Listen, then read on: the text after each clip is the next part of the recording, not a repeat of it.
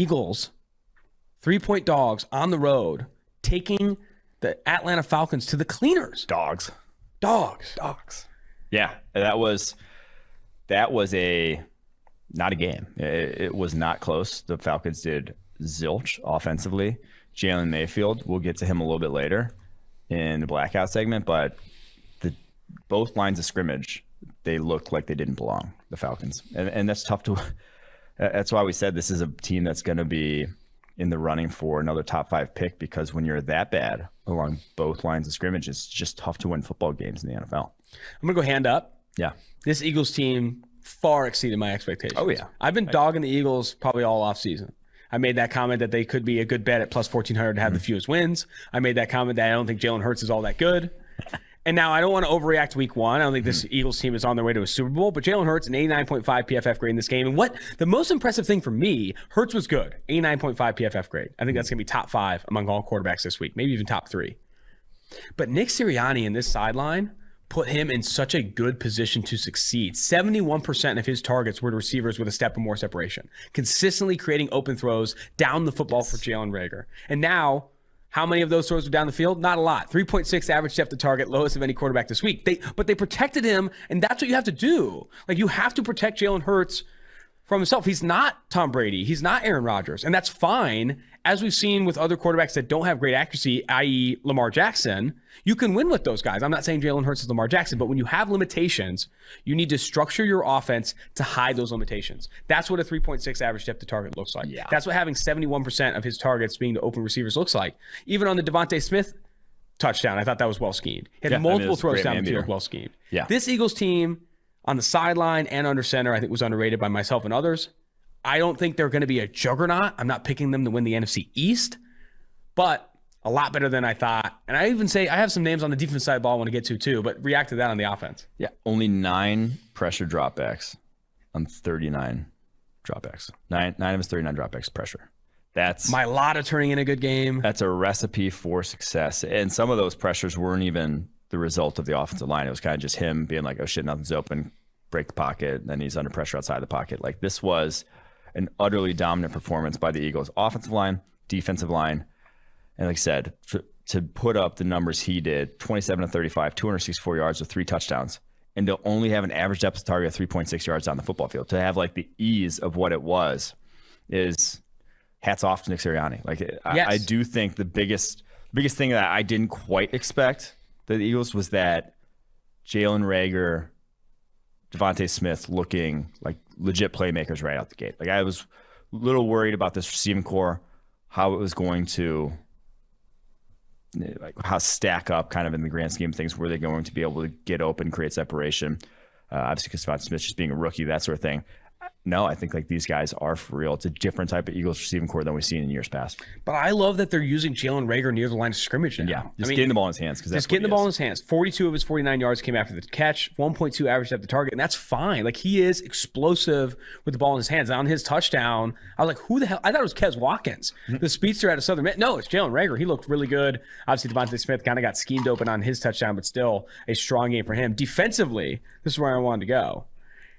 Javon Hargrave ate Jalen Mayfield's lunch, and I think he might even eaten his mom's lunch. Like, he had multiple lunches in that game, highest graded player on the defense side of the ball in this game, and it wasn't even close. Like, there was not a single play where Hargrave was not wreaking havoc on the interior, and I think that's a big reason why this Falcons offense didn't get off the ground. Like, interior pressure at the volume Hargrave had it was absurd. Yeah. So much that Matt Ryan was never comfortable. They could not target the football down the field.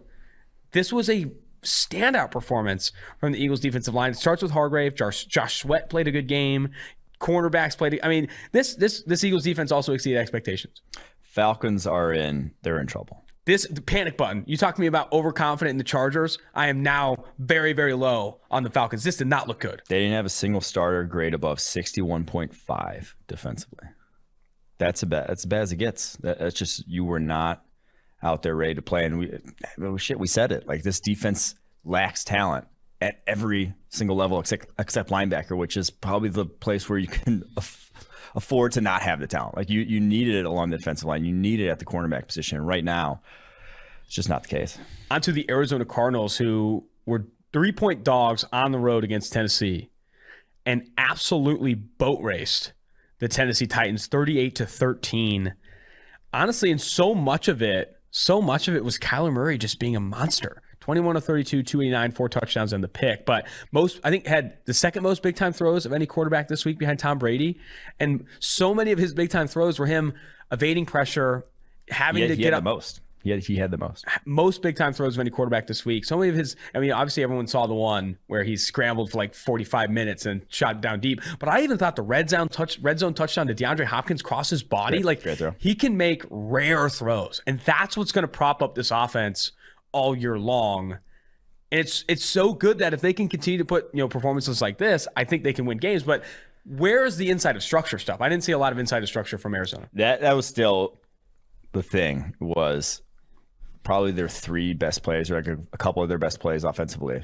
Probably two of the 3 best plays were Murray just being Murray, and had nothing to do with the scheme. Now he also had that gorgeous fade to Christian Kirk for a touchdown over Elijah Molden. But I do still think it's going to be a lot of it's just going to still fall on Murray's shoulders, and that is going to make you a little inconsistent, kind of like they were last season. The high end, you get a few of those, you're going to put up 38 points like they did. You don't, and you're going to go in the tank a little bit. So I still worry about that. But the more encouraging thing here was defense. Chandler Jones, J.J. Watt, impact line. Chandler Jones, 5 sacks, was dominant in that game. So dominant that Taylor Lewan fucking is like, I sucked. You kicked my ass. When you get an offensive lineman saying that after the game, you kicked their ass. Especially Taylor Lewan, who's a prideful dude. And the guy I want to highlight, though, is Isaiah Simmons. Looked like Isaiah Simmons. Now, the pick that he had was kind of tipped up, gimme pick, whatever, but also another pass breakup. Also, some plays in the run game that a key stop at the goal line. He had another play that looked like he was a legit linebacker now, legitimately seeing the game like a linebacker, unlike last season. And a lot of that pressure really saved what we've talked about a ton of a bad Arizona Cardinals secondary, specifically a very young one with Byron Murphy, Marco Wilson, etc. But they did not play all that horribly, I think, because Ryan Tannehill was under pressure consistently. Chandler Jones played a really good game. Obviously, J.J. Watt, even Marcus Golden got in on the fun. Nate Davis, the guard, was getting bullied all game long. Taylor Lewan did not play well. 2 of the 3 lowest graded players for the Tennessee Titans were offensive linemen, Lewan and Nate Davis. That is a huge concern. The bigger concern for me, here's the stat, Mike. That's it. Remember I talked about Todd Downing? Todd Downing. I knew this ran the lowest number of play action passes we've ever seen in weeks 1 through 8 for a football team when he was with the Raiders in 2017. Yeah. The Tennessee Titans last year ranked 1st in the NFL in play action rate. Yep. This week, last. 11%. And you could talk about game script, you could talk about them trailing, all that stuff. This is their offense, though. It was. Their offense is play action pass. Yeah. To go from first to last.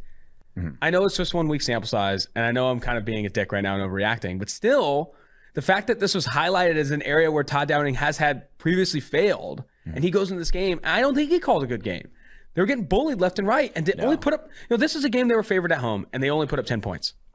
It was the kind, with that personnel right now, they had too many, they're sending too many out. You should have protected your tackles knowing they were overmatched and just sent out 2-man routes with Brown and Julio.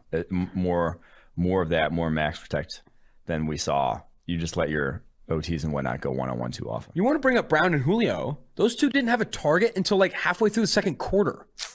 What was your opening game script? What was the first 15 plays? If you're not targeting A.J. Brown, Julio Jones, that again is this drop off from Arthur Smith to Todd Downing was the most under-discussed thing of the offseason. Well, Arthur Smith called himself a...